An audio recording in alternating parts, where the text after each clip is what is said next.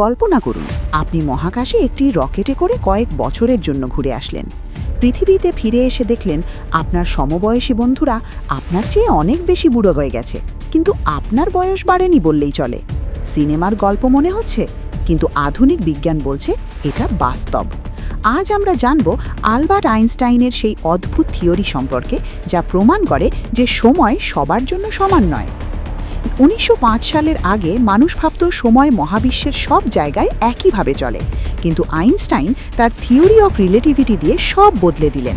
তিনি বললেন সময় আসলে আপেক্ষিক, অর্থাৎ আপনার গতি এবং মহাকর্ষ বলের উপর নির্ভর করে সময় ধীর বা দ্রুত হতে পারে। সহজভাবে বুঝুন, আপনি যদি আলোর গতির কাছাকাছি কোনো যানে চড়ে ভ্রমণ করেন, তবে আপনার জন্য সময় ধীর হয়ে যাবে। বিজ্ঞানে একে বলা হয় ভেলোসিটি টাইম ডাইলেশন।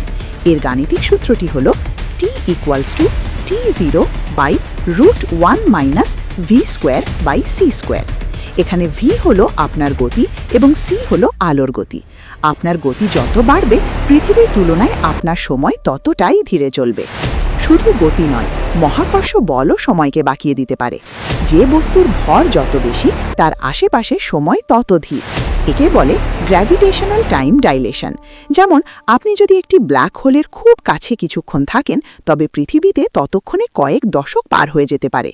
আপনি হয়তো ভাবছেন এটা শুধু থিওরি, কিন্তু আমাদের স্মার্টফোনের জিপিএস সিস্টেম প্রতিদিন এটি ব্যবহার করে। জিপিএস স্যাটেলাইটগুলো পৃথিবী থেকে দূরে এবং দ্রুত গতিতে থাকায় তাদের ঘড়ি আমাদের চেয়ে প্রতিদিন প্রায় 38 মাইক্রোসেকেন্ড এগিয়ে থাকে। এটা ঠিক না করলে আপনার ম্যাপ ভুল লোকেশন দেখাতো। সময় আসলে আমাদের ভাবনার চেয়েও অনেক বেশি রহস্যময়। বিজ্ঞানের এই অদ্ভুত জগৎ সম্পর্কে আপনার মতামত কি? কমেন্টে জানান।